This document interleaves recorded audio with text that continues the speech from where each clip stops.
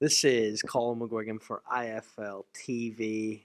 You know what I want to speak to you about? You know that interview whenever Eddie comes in when we were last in Philadelphia? Oh yeah. You guys use that in your social media. I see it everywhere now. Yeah, a lot of Everywhere. people use that video, man. And it's crazy because a lot of people think that was planned, but it was just me and you having an interview, and Eddie just walked out of nowhere and just jumped in the video. It was dope, though. I seen comments saying that this was planned. We literally were doing an interview. Eddie's came in and he's just bigged you up, right? Yeah, that was unexpected. Yeah, I gotta and I have another video, that was being recorded while we were doing the video that shows that he just came out of nowhere and just jumped in the video. It was just funny though.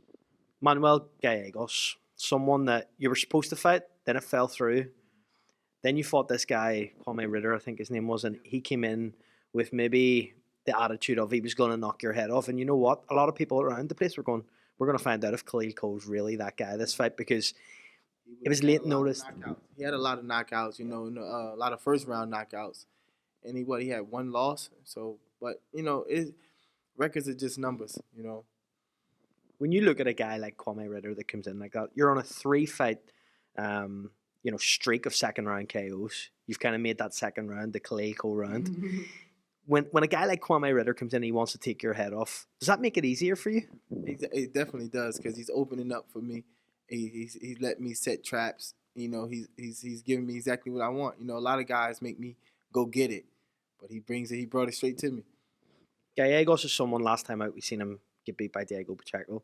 What have you taken from that defeat to Diego Pacheco when you've watched Gallegos? You can't really judge him by that because he lost to a top fighter. Diego Pacheco is a great fighter himself. And he came to work. He was pressuring and things like that. But I seen that he's vulnerable. He's susceptible to body shots. And Diego doesn't hit it nearly as hard as me. Keith Conley, I heard him on the phone to you just before this, and he said you're 2 fights away from superstardom. When you have a manager and someone as well respected in the game as Keith Conley saying that to you, Khalil, how do you keep your head on the ground? How do you keep yourself humble at these times? It's all about where I come from, man. I'm used to nothing, so I stay down right now. I take one fight at a time.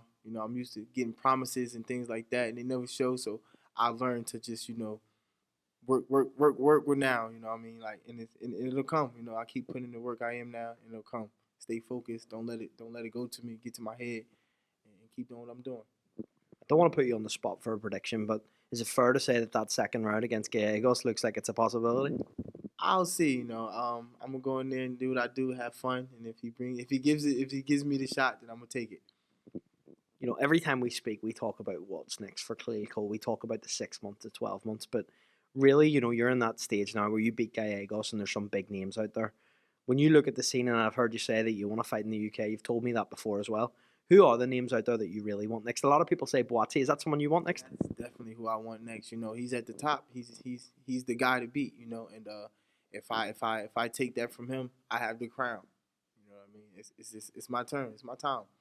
You're not someone that calls people out, and I've got to know you over time that you kind of keep yourself to yourself, and you'll only really talk about someone if I ask you about them, and you won't really go into details.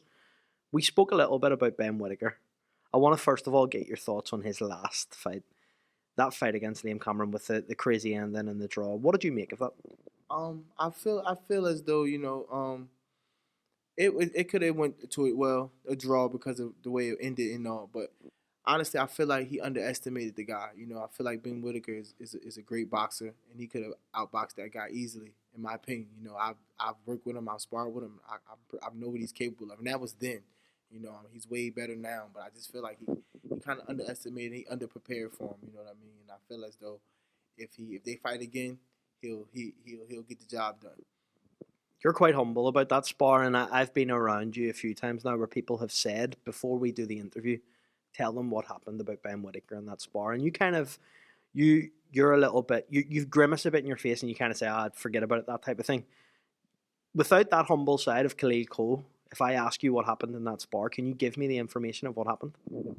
I would, but honestly, I would tell you, but honestly, I really don't know.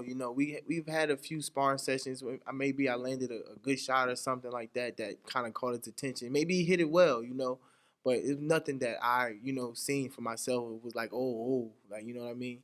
But I'm not sure, if you beat Gallegos this weekend, or when you beat Gallegos this weekend, will you say to Eddie Hearn, I want Buatsi next? Absolutely. That might be the first thing I say. Not nothing else, but Buatsi. Before I let you go, Khalil, I just want to get your thoughts on Beterbiev Bivol. Obviously, that's the undisputed fight. That's the biggest fight in the division.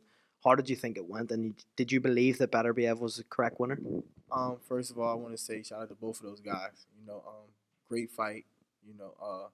I had Beterbiev winning the fight. Bivol boxed beautifully the first half of the fight, but it was the second half of the fight that persuaded the judges, in my opinion.